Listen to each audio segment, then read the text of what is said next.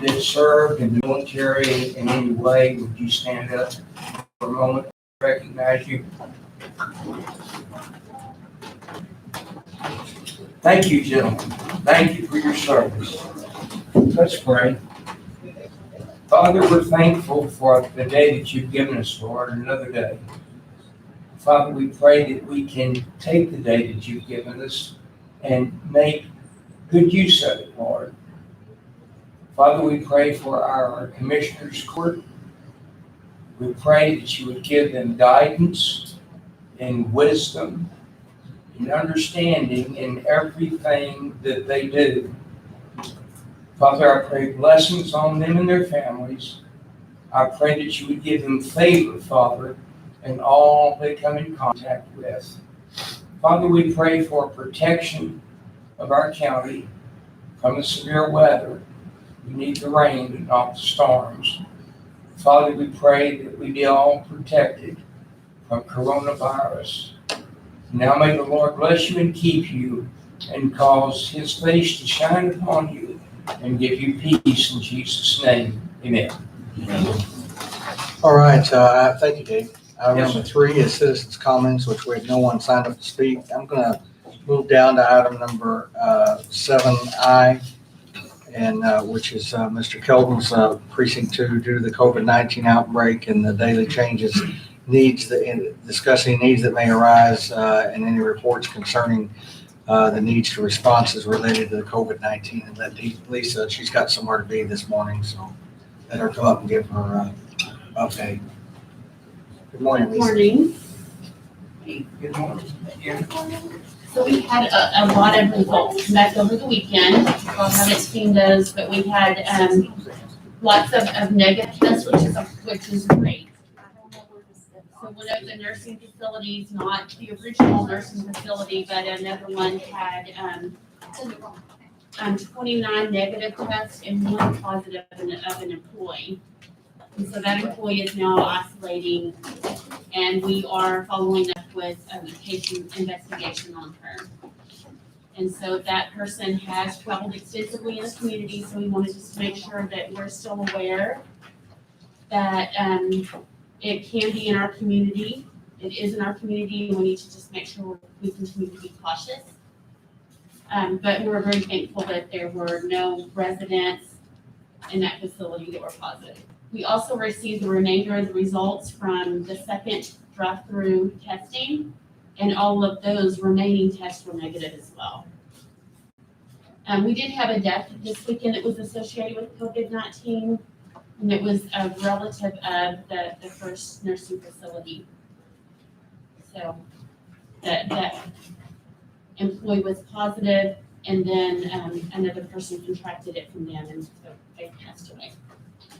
They're older with other issues. They were older. And did you say there's a case in another nursing home? It is an employee of a second nursing home. Boy, And it was through the testing that the state is doing, the National Guard, that the Governor Abbott what about the requested. employee of the hospital? That employee is no longer working at the hospital, and the hospital is, and us have all contacted the people that could have been exposed. So it's not contained to the one nursing home as before. It is in the community, but it's not in a widespread area, or as of yet, it's not widespread. Yes, sir. And so that is, to me, says caution to be careful and to be diligent and making sure that we're doing those things.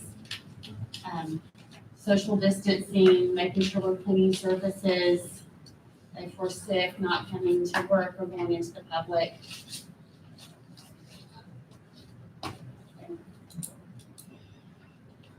So do you have any recommendations that we need to do anything different, anything more, or just kind of do what we're doing? I think that we should just, it's an individual thing that we need to make sure that we're continuing to be cautious. Yeah. And then if things are not improving or if they get worse, then I think that we might need to look at something different than what we're doing now. But today, Today, no. thank you. Appreciate it. Welcome. Thank you. Anybody have anything else they'd like to discuss on there? All right, we'll go back up to item number 4, consideration approval of minutes from May 18th, 2020. I move we approve the minutes as presented by the county clerk for May 18th. Second. Okay, we have a motion and a second. Do we have any further discussion? All in favor? I abstain. I was not here. Commissioner Kelton wasn't here at the time. Item number 5, consideration approval of any treasurer or auditor's reports. We don't have any this morning, I don't believe, Judge. Number 6, consideration and approval of any payment of any bills as needed. We haven't seen him yet. We'll come back to that. I'd like to pass on that if you can, Judge. All right, item number 7A is consideration and possible approval of plexiglass installation in the district courtroom. That was emailed out to you. Amy, my packet this morning doesn't have any of those bids. For them or the bailiffs.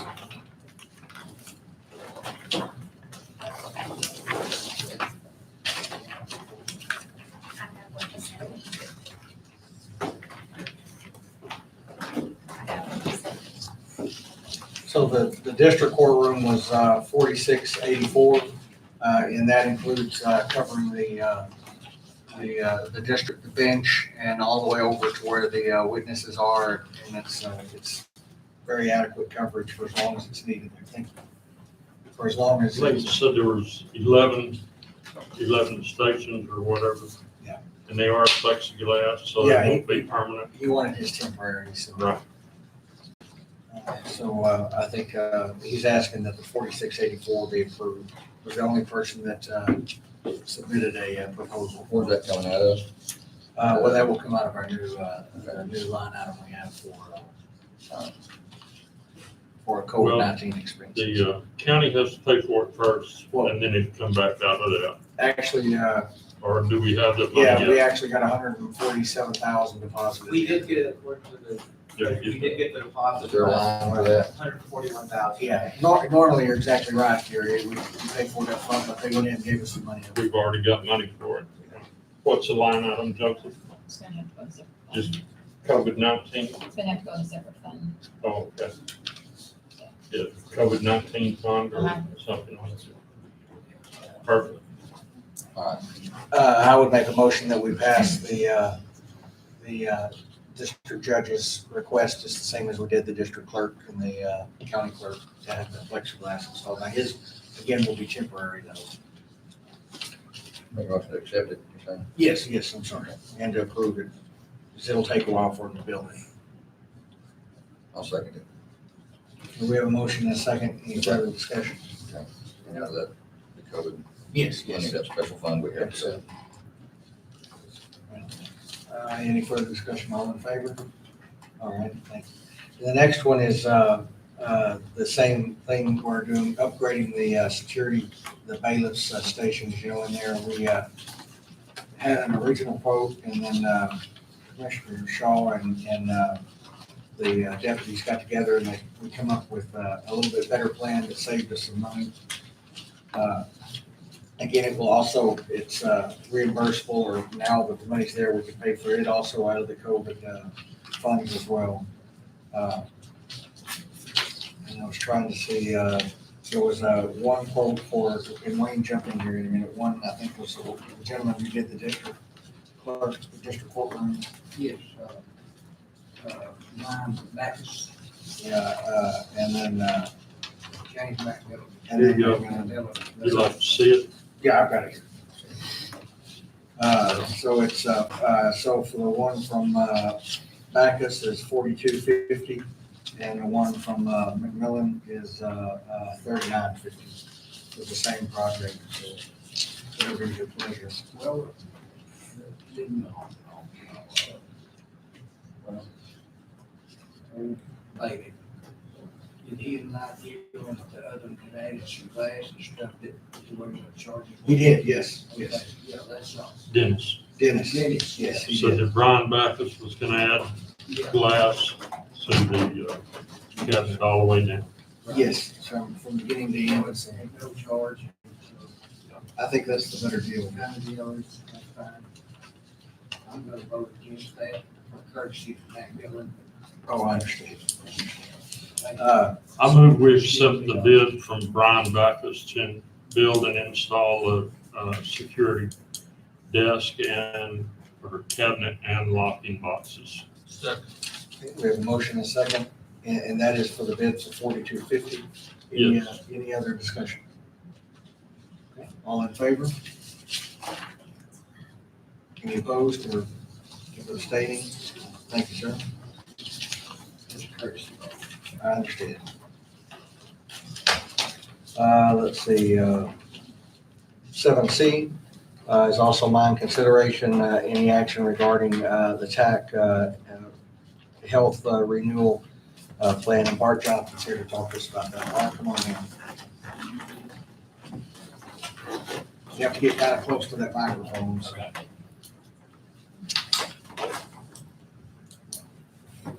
We usually don't have any problem being heard. Watch it now. I have Jana Brown here today, who's our customer service rep for the Brown County officials on claims side. She does a lot of work on claims. But she has some information on COVID today. So with the TAC pool and the TAC policy has actually changed a few things for the employees you have for the better. So talk to them about what that's going to be. I was just gonna let y'all know that all of the ND Life copays, which is the teleservice that you can call for Blue Cross, they're gonna waive those copays through the end of September for y'all. So that's telemedicine, so to keep your employees from having to go to a physician's office, if they want to use telemedicine, there'll be no copay. You know, they can make this phone call, they can get prescription drugs, you can tell them what else, but And so any members that are experiencing symptoms, you can either call your physician and have a phone consult, or you can go into the doctor's office and make your appointment and go see him. But you do not have to go see a doctor to order a test, to have a test ordered if you are having a symptom. You can still do that over the phone with them also. And any test or treatment is going to be covered at 100% by Blue Cross. So it's really a good thing. We just want to make sure that y'all knew all that. I used that for the first time the other day. Oh, good. Did it? Worked great. our office staff uses all the time, just little kid stuff or whatever, but cold, sick, whatever, it's really a big deal, so. Little kid stuff, huh? Well, little kid stuff comes in like a 3 or 4 year old comes up coughing and sneezing, they don't want to take the doctor, they call in and, moxicillin, I guess, nothing else. All right, Jenna, thank you very much for that update. Now let's talk about the TAC pool as a whole, where they are. The pool itself actually had a good year, and that's good for us. Yeah. When the pool of all these different counties has a good year, that's a great thing. That helps all the counties. So the pool actually did not require an increase as the pool per se. Last year, they required almost a 3% increase. This year, they didn't. So what they do then, after the pool decides what it needs actuarially, then it goes county by county. And how do they look at the counties? They look at the demographics, that's your average age, then they look at your claims of the county. So when we fall into that next category, they had called for us based on our claims, and I'll hand out something here in a minute. We were running 102% above premium. So our claims were 102% above the premium we paid. It's bad. But last year we were running 110%. Yeah. So, and I have to think some of that, not all of it, but some of it is starting to kick in. This is going to take several years, but the Healthy County Initiative that Jana and Courtney worked with, and Mark and TAC, Jana's also here quite a bit on the Healthy County Initiative. Some of that's kicking in. So, and that's finding out ahead of time if you have a pre-existing condition on high blood pressure, cholesterol, things of this nature. And so we really want to encourage Healthy County Initiative. But so the pool as a whole did not require an increase, but several counties did require an increase. We were one of them. We had been called in for a 4% increase. I talked to the actuaries, and basically several times, and we're 8% older than most other counties out there, average age. We just have an aging population in this county, and we have had for years. So another thing that actually hurt us is our claims experience. We have basically had 2 claims over $300,000. We have 5 claims over $100,000, and then there's 15 claims over 25. And a couple of those are still ongoing. So they look at these claims. They look at them to see, are they over with? Are they done? Has someone passed away, or is it resolved? If they're ongoing, you get a higher risk score. So as our age, as we're older and we have these other claims, we had a higher risk score. So when you actually rate a case, you look at your average age, your claims, and your risk score. Risk score being what is going on. We have cancer, we have a heart attack, what's causing this? What's the liability going forward for the next 12 months? All that being said, they came back with a 4% increase, which I think is unreal. I mean, for what we're doing, it's amazing. Had we been in the commercial market, outside of TAC, commercial insurance market, we would either got denied renewal or we'd have got a 30 to 40% increase. I promise you. Because so being at the TAC pool really has helped. Another thing that talk about claims, we're working a lot of claims on these emergency room visits. And so Jenna is you want to talk about that a little bit, how that's going? Well, we've had about probably 12 different members that have sent us their claims, and That was this month. Yeah, we are definitely working, and we've had a problem with the ER saying that things are out of network. And so Jay's the CEO over there is definitely helping us. We are now sending stuff directly to the billing department, which is the contracted billing department, not the hospital.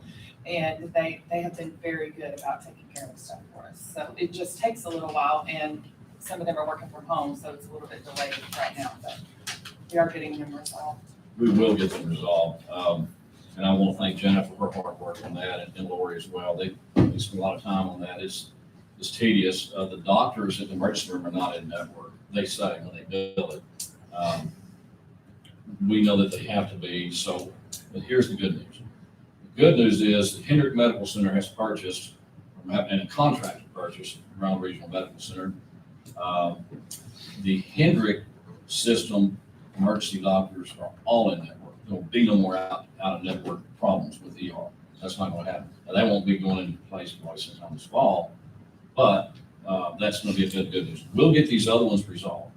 We'll work hard to make that happen, but we won't have that problem going forward once Hendrick gets in here. Let me say, Bart, that I'm one of those that have had some of those emergency room charges, and they are outrageous.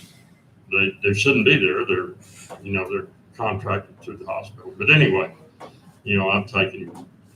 we're in communication and stuff, so I know you're working on it and you'll get it fixed. So my question is, so the hospital's in network, but these contract doctors are not, is that where you're saying the problem lies? Some of them- That's pretty much it. That's pretty much it. Their billing department is not recognizing this in network. Okay. So the hospital is saying, we will write that off, or we'll make it good, is what they're gonna do, basically. Okay. Yeah. Okay, let's talk about, in the past, we've talked about grandfathered and non-grandfathered. So let me hand out to you guys.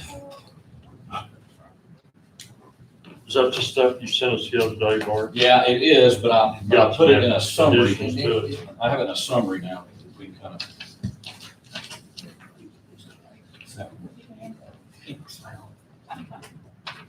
Well, I do, let's see.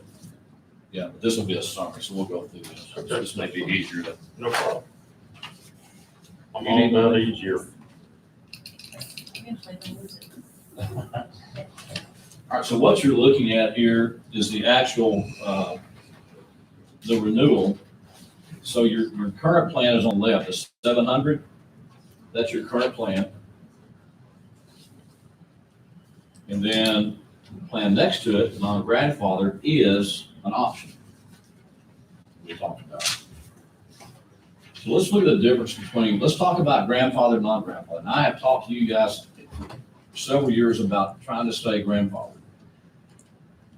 And I'm still about that, except the fact, when working with the actuaries on this renewal, and we went into a long conversation about this, what they have found in all these PAC cases in the last 3 years, they did a study on it, the counties that went non-grandfathered, went to the Obamacare rules, basically, the claims didn't go up as much as they thought. And the reason being, after they did their study, is that when you go into non-grandfathered status, your preventive care is 100% covered. No copay, no office copay, no doctor copay. And so it's causing people to go to the doctor. They know it won't cost anything to get the preventive care work. They're finding out they do have high blood pressure, high cholesterol, and it's solving a problem before it happens. So they really think, they're recommending, and I'll talk about this here in a second, us go non-grandfathered, and they're encouraging us to, and you'll see it in this handout. So if you compare the difference, the deductible would go up from $680 to $750 per person. Okay, that's $70 annual difference.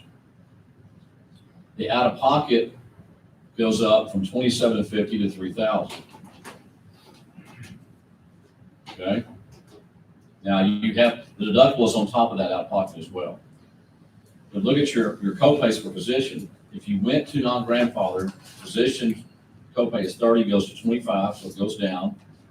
MD Live, that's your telemedicine, stays the same. Your urgent care goes from 30 to 25, so that goes down. ER, they're trying to discourage ER visits. That's why they're raising that a little bit on that program. And your co-insurance would go from 90 to 80. Okay, so, but when you go look at the out-of-pocket, even though it's 80% cost sharing by Blue Cross, the out-of-pocket's only going up $250 a year per employee. Lab X-ray doesn't change. Preventive care does change. Preventive care is 100% no copay for non-grandfather. But your drug card does change. Your drug card currently is a 15 generic, $40 copay brand name, $65 copay for the non-preferred drugs. That's the high dollar drugs. And if you go to the non-grandfathered, it goes to a $10 generic versus current 15, $30 brand name versus 40 currently, $50 formulary drug versus 65 currently. So your drug copay goes down. Your drugs are your most highly utilized, I guess basically, that's the most highly used claims you have is your drug card. It doesn't present the most claims, but it's the most highly utilized claim. This year, y'all ran close to $800,000 in drug claims and 3.2 million in medical claims. So you can see it's a big portion of it, but it's the most used every day is that drug card. That being said, the difference to the county, if you had it in your budget to take the 4% increase, that's $122,000 to the county. If you opted to take the option to go non-grandfather, there's a little $45,000 to the county if you change your plan. So there's a pretty big savings there. But going back to my original thoughts, I mean, if you would lower your copay from 90 to 80, you'd raise your deductible some, you'd raise your out-of-pocket a little bit, your drug card goes down a little bit. Preventive care is 100%, no copay. That's basically it. So if you can afford it, staying grandfathered might be the way to go.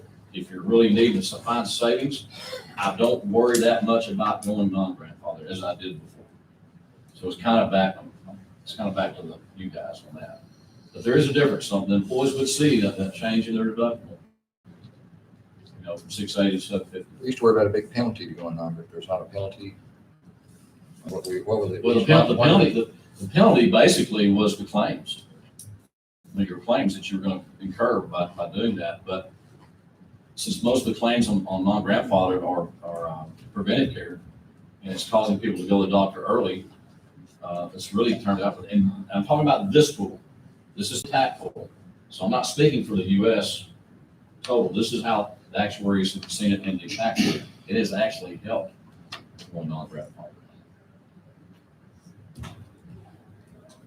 Last year, there was a big advantage to stay grandfathered, but I don't think that advantage is as large as it was now. No. Not after talking to the actuaries and meeting with them.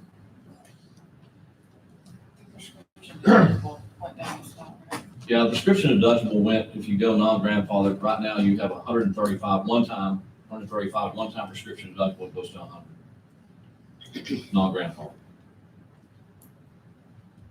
And you can see your office visit goes from 30 to 25. What they're trying to do is encourage you, basically for your visits and your 100% coverage, they'll pay for preventive care. And when do we have to let TAC know? The which deadline, option the we go? deadline to TAC is June 30. June 30. So we need, and probably before then, we need to know. I mean, we need to have it to them by 30, so Right. probably a week before that, we would need to know something. I've been like you, Bart. I wanted to stay grandfathered because there were some benefits to it. But as it goes on, it looks like the benefits are going away, Mhm. and the benefits are more for going to the next price. The actuaries at TAC are encouraging us. To go non-grandfathered. I don't, and they wouldn't be doing that if they thought the claims were gonna skyrocket, because they've done their 3-year study. They wouldn't be Right. encouraging us to do that. And they gave us a big break Yeah. on premiums to do this, so, and they gave us a break on the drug card. And that's, your employees are gonna notice 2 things. They're gonna notice the drug card, which goes down. They're also gonna notice the deductible went up $70. But remember with Blue Cross, a lot of your work can be done in the doctor's office under the copay without a deductible. Right. Unless it's an invasive type surgery or whatever. What is covered by preventive? What is called preventative care? Well, that'd be colonoscopy, screenings, 100% no deductible. Even if they find a polyp, it's 100%. You go in to have your your annual lab and x-ray, and it all depends on how your doctor files it under the certain ICD-9 codes. So when you do go in for preventive, you're not going in for a cough or flu, you're going in, you tell them it's for preventive. And they need to be filing it that way under their codes, which is your lab and x-ray for PSA testing, just a regular physical, basically. For women that mammograms. I have a list of those. And your blood work. Oh, all that stuff. yes, sir. They're looking for high cholesterol, blood pressures, things of that. They're fast enough. I'm trying to catch There one. is like a pregnant. Yes, I'll get you one. I'll get you one. 90% of us got high blood pressure, cholesterol, so we're on that anyway. But they want to check it. Diabetes, another one is fine. We have found several people who went in for preventive, didn't know they had diabetes, and they had it. Yeah. And that's a big deal. Diabetes is one of the #1 killers of America now, and it's a silent killer. And if you don't check for diabetes, your A1C, all that, it can sneak up on you, really hurt you. So, but I was pleased with the renewal, because when you're running over 100% claims versus your premium, to see a 4% is unbelievable. So I would give it to the TAC pool and how they're managing that.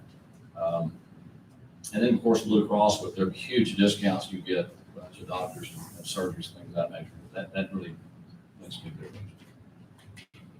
So do we have time to debate, to think on this, or do you need a decision today? You can give me, you got a couple of weeks here if y'all want to think about it, yeah. Or if y'all want to make a decision today, make a decision today. Up to It y'all. needs to be made by probably about the 3rd week in I would say no later than the 3rd week, because we have to have the paperwork up to then by June 30th. Last year, it was kind of no-brainer on the staying grandfather, but this year it's not. This year they're incentivizing you to not be grandfathered. Is there any disadvantage you can think of for going non-grandfather net this time? No, and I worked through that extremely long with the actuaries, because I tried to pick it apart, but what worried me was the claims going up. Right. But with the pool claims not going up, and that's really, if y'all think about this, our claims are high. But if the pool claims were running well and they required no increase this year, with a lot of their counties going on grandfather, I'm not as afraid of as I used to be, I'll say that.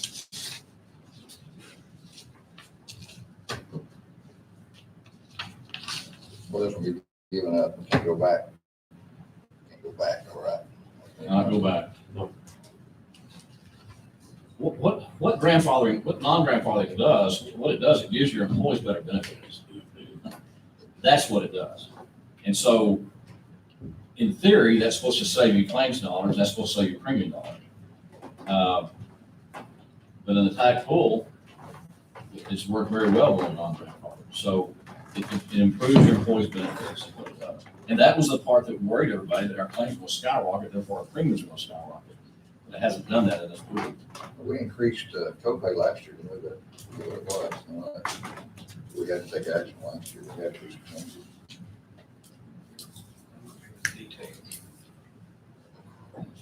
Got it in my file somewhere.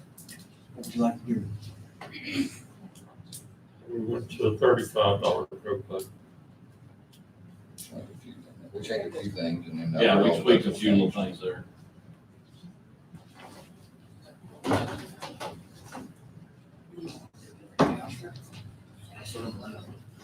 Do y'all want to think about it a little longer, or? You said it about 2 weeks. We Uh, can second the second meeting in June. Well, we're Set it fixing for June.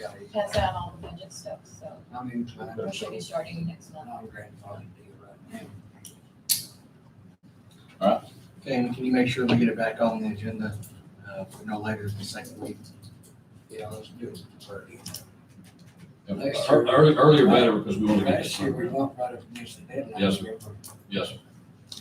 Earlier you could. But thank you very much for allowing us to work with you, and once again, we will continue to hammer out these claims with emergency doctors and some other claims. We do have some other claims going on that, you know, these people come in with a box, shoe box full of claims and don't have a clue what to do with them, so we have to build spreadsheets, things like that. So, but that's what we're here for, and we don't mind doing that, trying to keep confusion out of their hands as much as we can. Any other questions for Bart or Shannon? Let's put it back on the agenda for June 8th.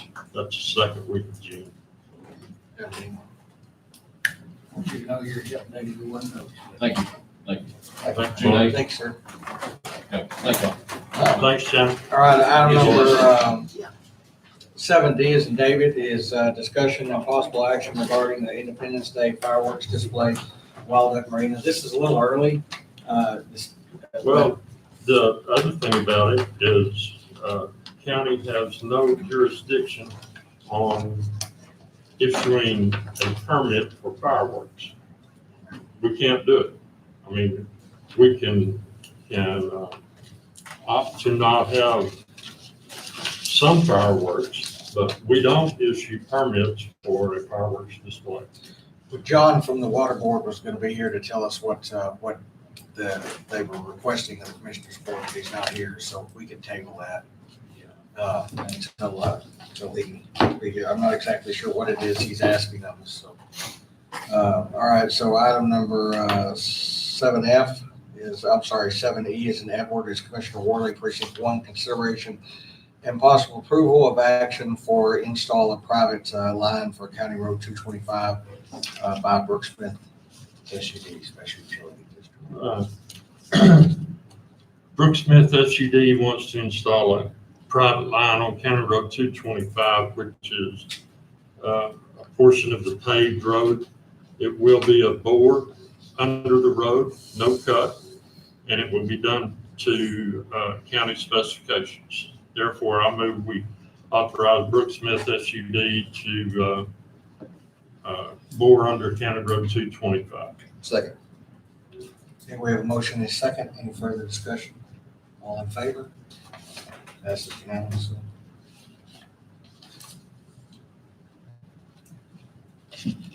And item number 7F is also Commissioner Worley, consideration and possible approval to declare equipment surplus. I have a truck that needs to be declared surplus so we can sell it. It is a 2013 International tractor. and need to declare it surplus. And then I need to also declare 14 by 24 tractor tire lugs that came off of a maintainer, and 8 military tires and wheels that came off of a water tanker as surplus.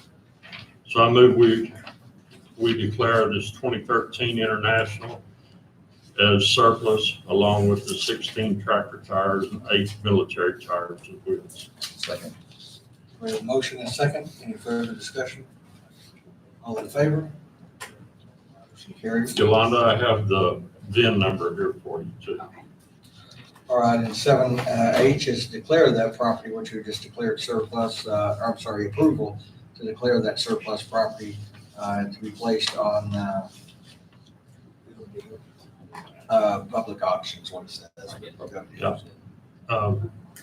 I move we authorize the sale of this surplus equipment by a public auction. Some of it will be going to Gov Deals, and some of it will be going to public auction in Fort Worth.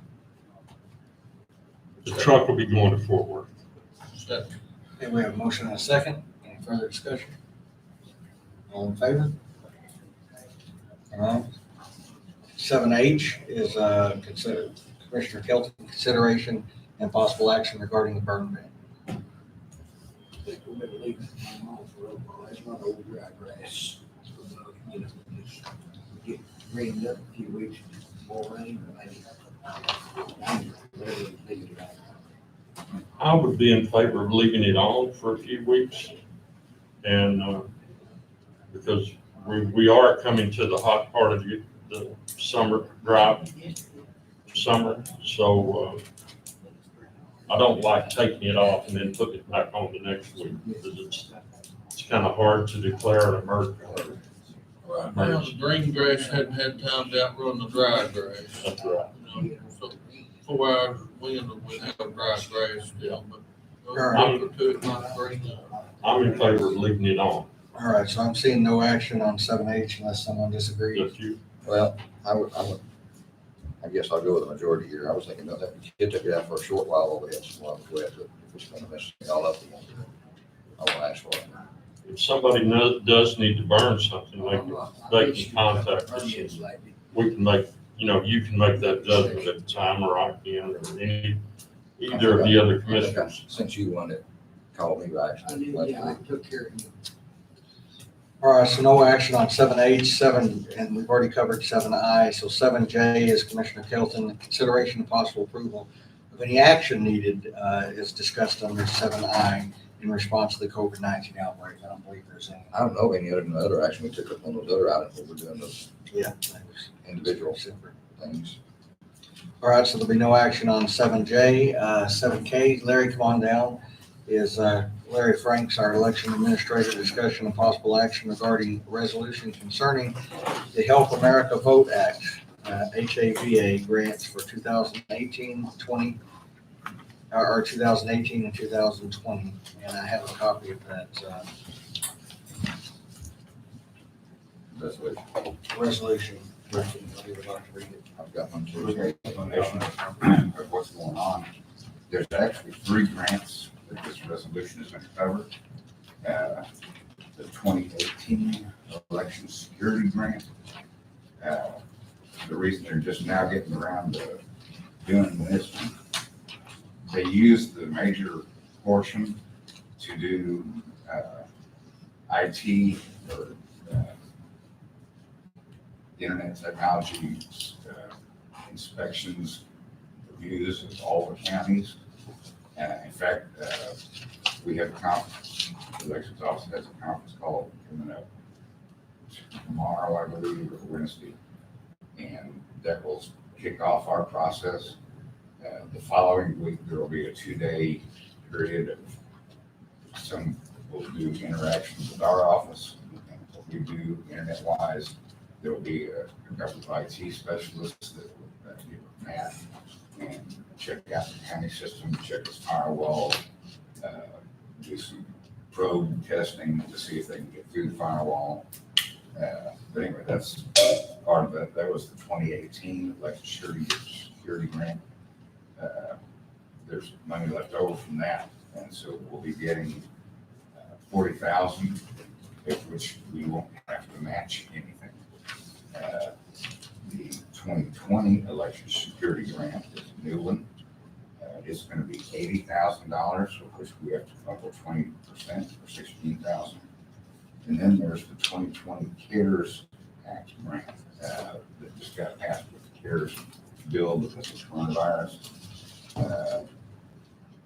It's based on voter registration certificates or statistics in each of the counties. We're scheduled to get 36,710.47, and that means our 20% matching on this one would be 7,342.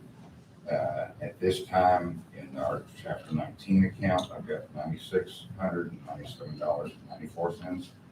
And then in our election fund, which we accumulate, and anytime we bill an entity for doing an election, we get 10%. And right now we've got 17,004.22. Been working with Ann Harpoon. We have an account now set up, or an account that wasn't being used, and so we're renaming it and so forth to this HAVA account. All monies that we get from the Secretary of State for the HAVA grants have to go into a specific account. It has to be an interest-bearing account. If we don't spend it, we have to send what's left over plus the interest back to the Secretary of State, and they'll send it back to the federal government. The CARES Act grant is a short one. It's from March 28th, 2020 to November 30th, 2020. The other two grants, the 2018 election security grant, the 2020 election security grant, go through 12/31/2021. We can use it for voting processes, staffing, security and training, communications, supplies, voting equipment, election audit, and voter registration systems, cybersecurity, and communications. I've already started working on a shopping list, so to speak. The poll books that we have right now, the PCs, the CMOS batteries are dying. That's tells you the computer's too old. Their laptops are probably more supposed to have lasted 5 years. They last probably 7 or 8. I've got to plug them in for half an hour before I turn them on to get that CMOS battery recharged so that it will know it's a computer. And then I have to go and change the date to get it back up to the current date. The CMOS batteries, what powers kind of the motherboard and the battery, keeps the date and time. If the date and time isn't right, it really doesn't know what it is. Sometimes when I fire them up, this thing is back in 2012. And the updates they try to do, they can't find them. There's no updates for 2012 for that. But anyway, poll books, I definitely want to upgrade. I've been talking with both VoteSafe, who is our current, or VoteTech, who is our current poll book supplier, and also with HART, who has a different system. VoteTech is PC-based, HART is iPad-based. We'll talk about that more later when we get around to purchasing. Any major purchases like that we're probably looking at 30,000 to replace that equipment. I would like to get a couple more ballot scanners, especially if we go to all ballot by mail, which is still technically on the table. There've been a couple of court issuances, reviews, or rulings that they want to do total vote by mail. The Secretary of State has appealed both of those, so we're still in the appeal process. They're trying to rewrite law from the bench. And the Secretary of State doesn't like that idea. The law is you got to be over 65 to be disabled. You have to be out of the county during the period of the election, or you have to be in jail, not finally convicted of a felony. Like you're still on appeal. get it. So those are really the four main categories where you can get a ballot vote by mail. That's in the courts. We really don't know.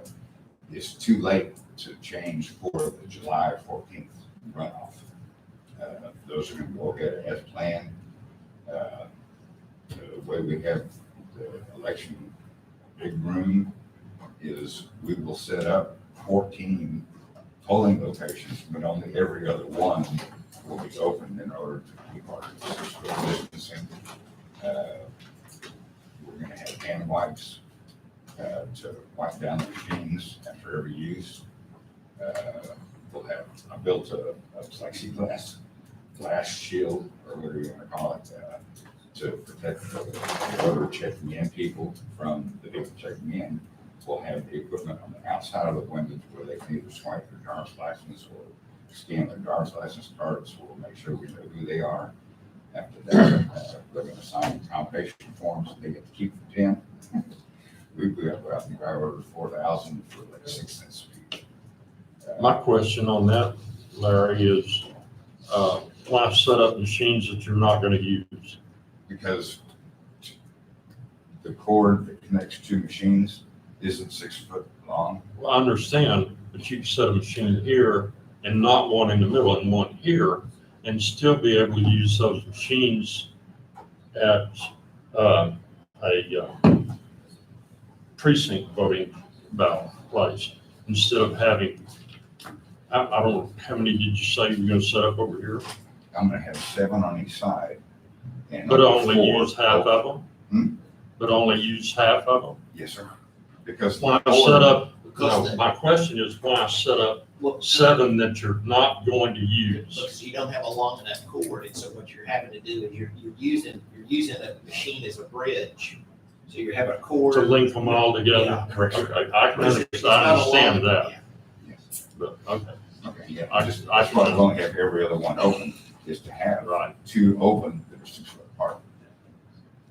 Otherwise, it's only 3 foot apart. Okay. Do you have a copy of the resolution? I do, sir. And you want to, the way I've learned to do these is the person asking the resolution be approved, read aloud, that way you can add any information that you need. So you want to read it to us?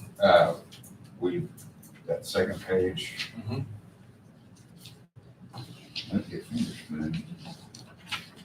I have provided this page to Amy, filled out, Okay. and so That's the one where I needed to answer the question before I could approve it. otherwise, we're good to go on that.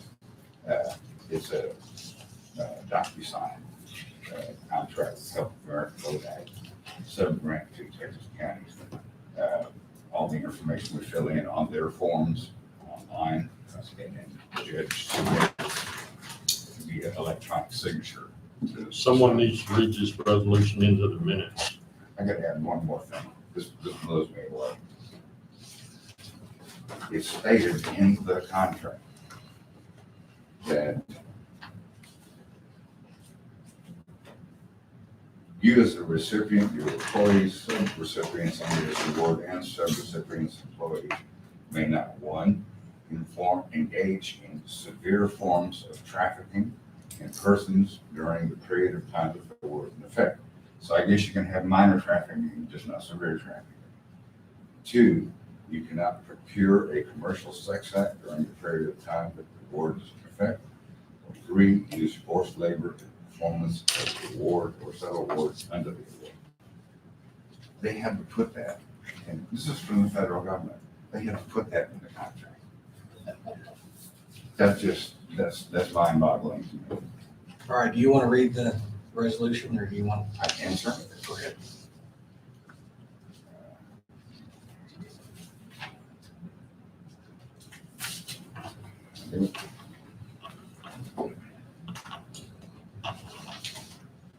Do you need my copy?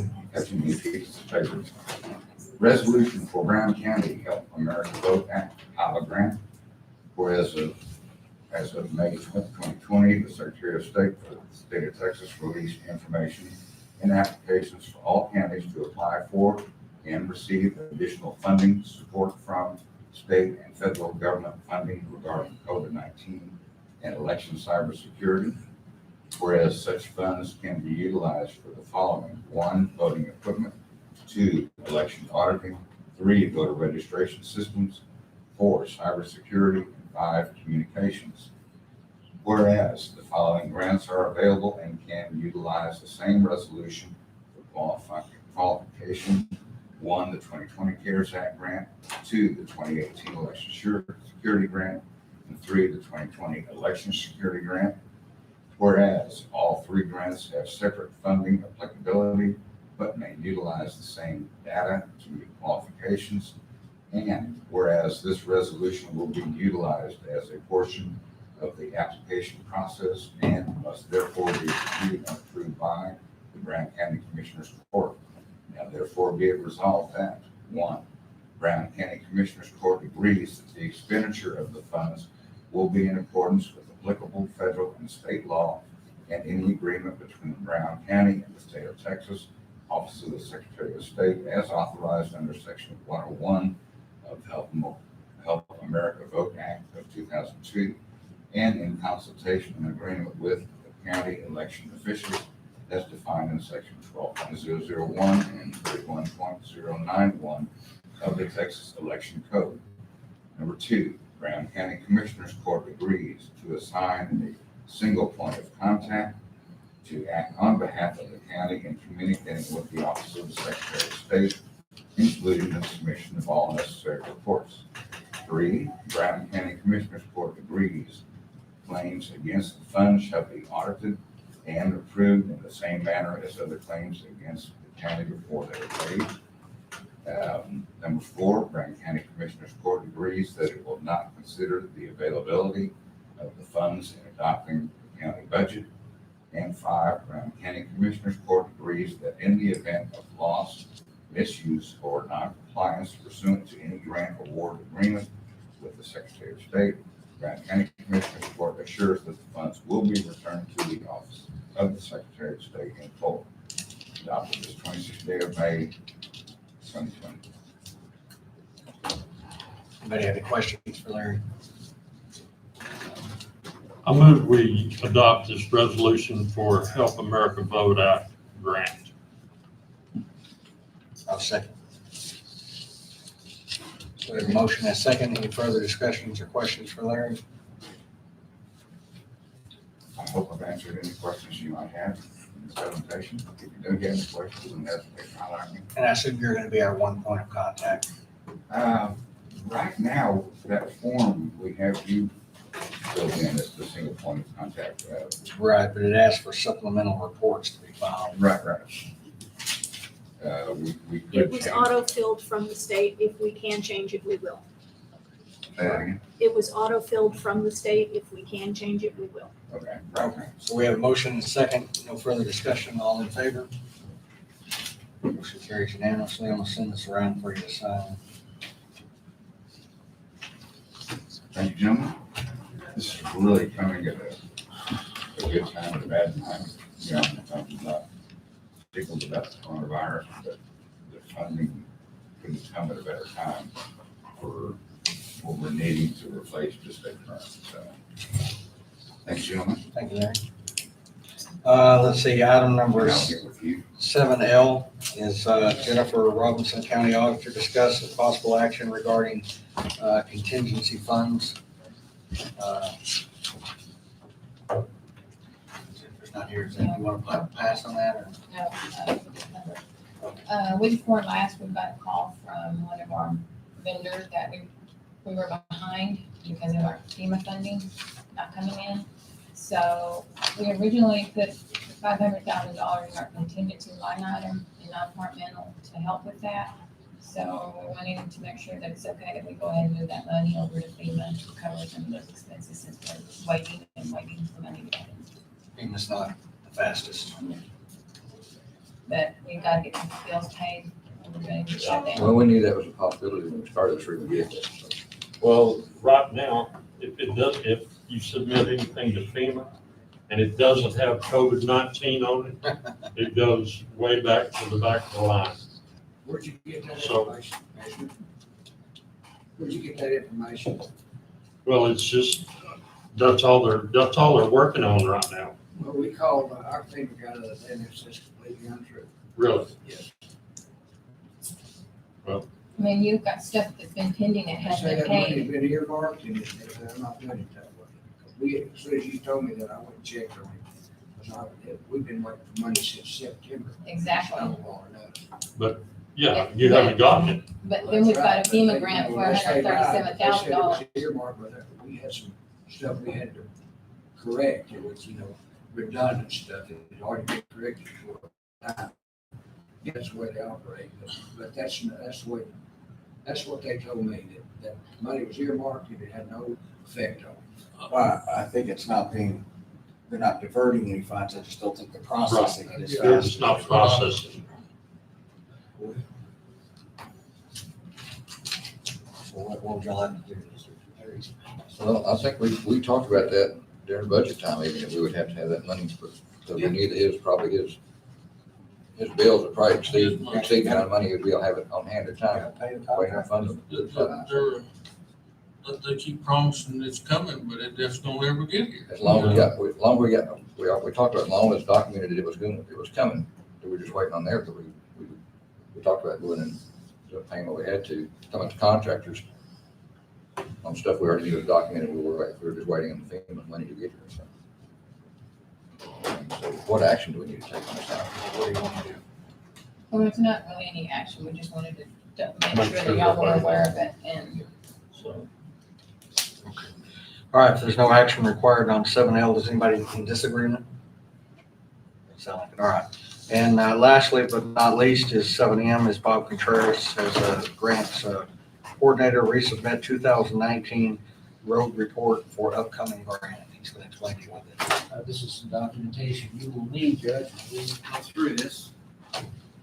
Now, first of all, I want to say thank you to Tiana. We've been digging at this for a few weeks now. So, June 27th, 2019, the grand jury accepted the annual road report from the county. It would, now, that would have been around the 24th, the county commissioners would have seen it and entered it into the minutes. The problem is I have a grant application that's due tomorrow from the TIF, the Transportation Infrastructure Fund. It requires that we give them documentation that the county commissioners entered into the minutes that they received this. So the documentation I gave you contains, I guess Judge Ellis's signature on June 27th saying the grand jury has reviewed it. And the commissioners all have documentation in there saying that they submitted it, their road reports on the 20th, which would have made the next commissioners meeting, the only one in between there would have been June 24th. So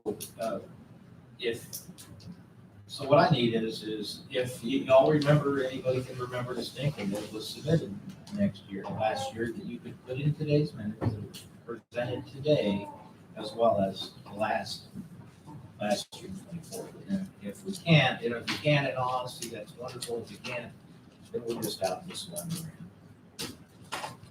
So what happened was the minutes, it just didn't get entered into the minutes in the commissioners' minutes. That's the only issue. You have dates on both sides of that, the 20th where the commissioners submitted it, the 27th where the grand jury accepted it, and the transportation code says it doesn't go to the grand jury until after it's been through the commissioner's court. So there's the missing piece. And all indications are, according to the documentation, that everything flowed correctly, just for some reason did not get entered into the minutes. So I leave that up to you how to resolve that. So- Recording. Shouldn't it be recording of the meeting from that day? Well, there is a recording from the meeting, yes, but from whatever, I don't know if it's from all the scanning going on in the clerk's office, we cannot find the original road report.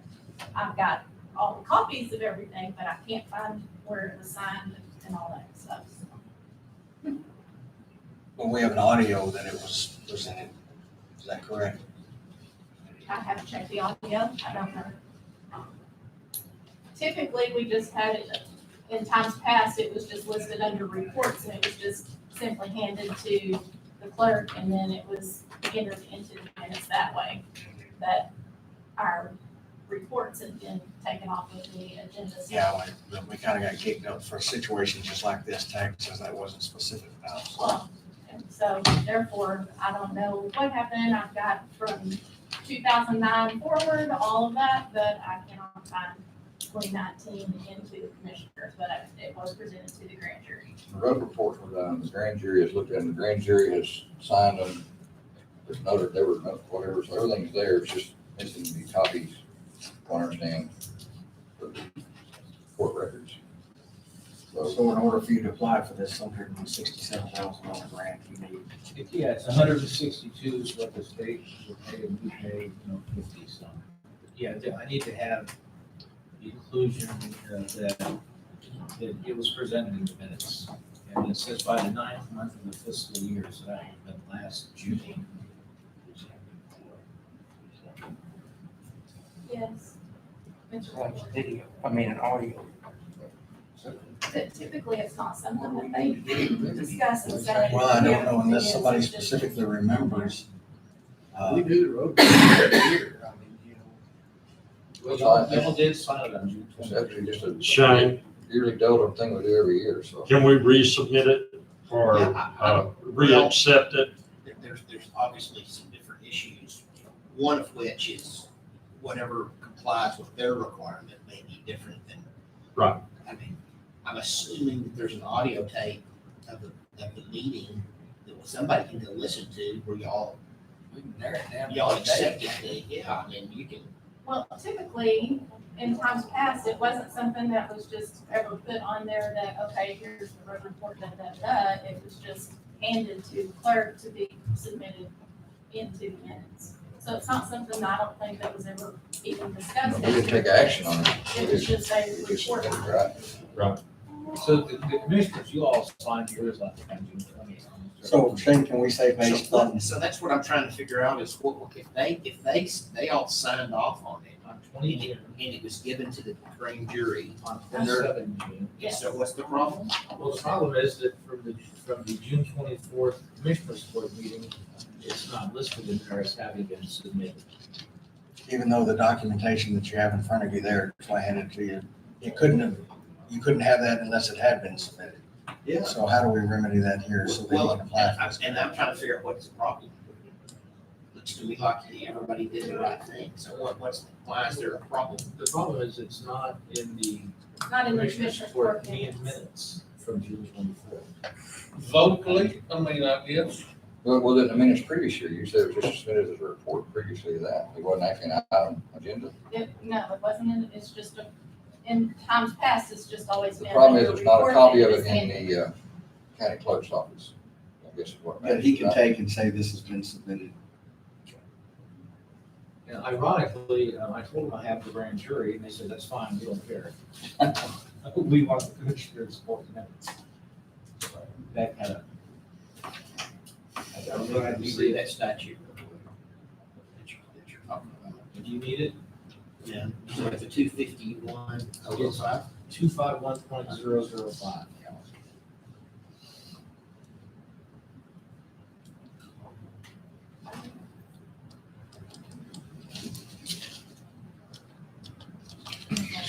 Is that a monthly charge or?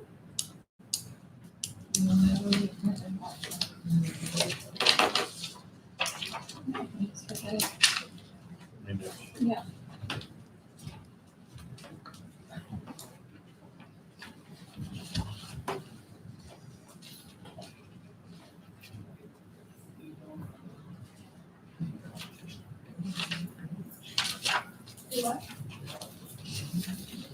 Shane, can it be something worded where it says based on the presumptive evidence documentation here, we accept it?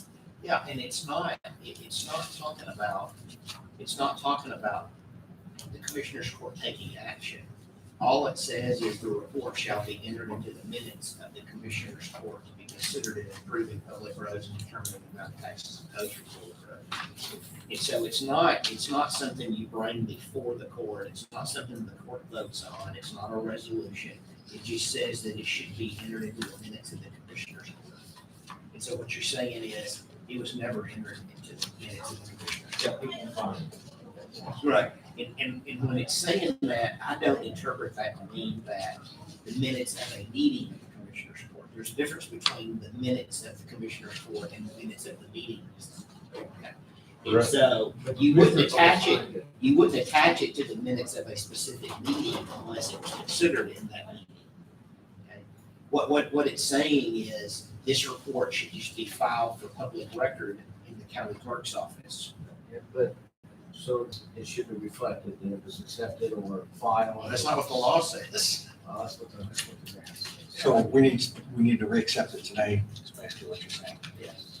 So to rectify the problem, we need to accept the road report for 2019 into the minutes. Yeah.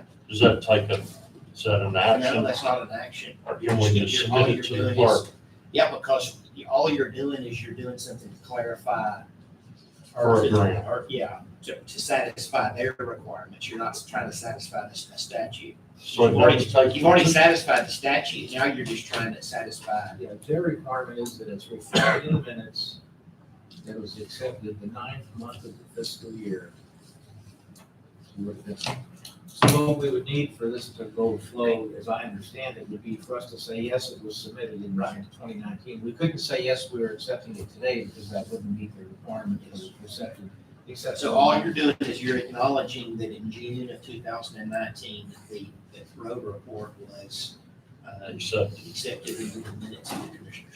And That's you all all you're signed doing. it, June 20th. And it doesn't take an action for No. right now to do it. All we have to do is put it in, let Yolanda add it to the minutes. Correct? Correct.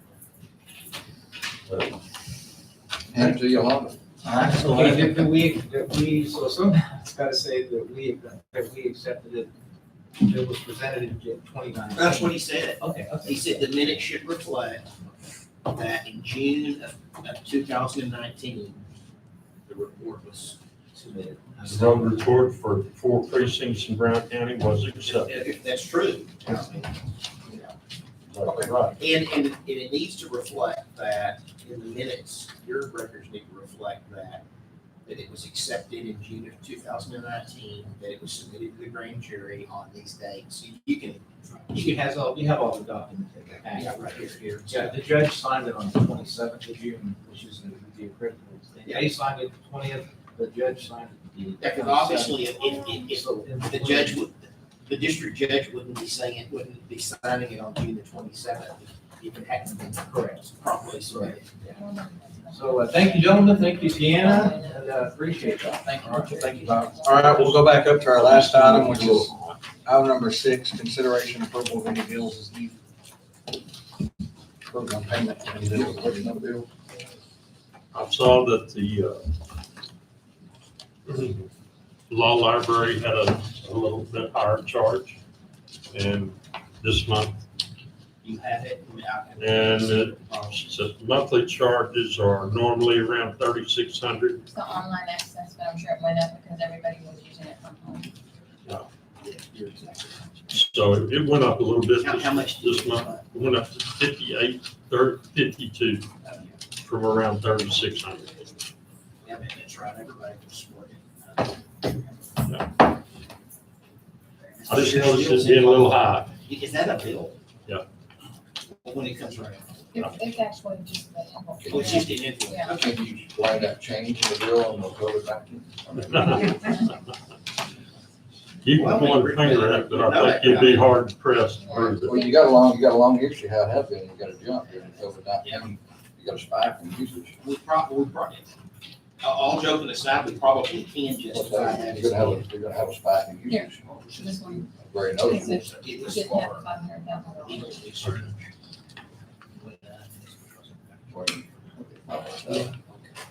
go look at the general difference. Oh, that's one that's got the new line item. I mean, Yeah. It's got $500,000 transfer. Okay. I move we approve the bills as presented by the county auditor. Second. We have a motion and a second. Any further discussion? All in favor? Carries. And that was the last agenda item. We want to meet a week from, we want to meet next Monday, correct? Please, so. I think we still need to keep meeting every Monday. That will be the first. Is that what y'all have? Yes, it would be. Yeah, yes, sir. We'll meet again here Monday, June 1st at 9 a.m. We are adjourned. When it comes to bills, we'll,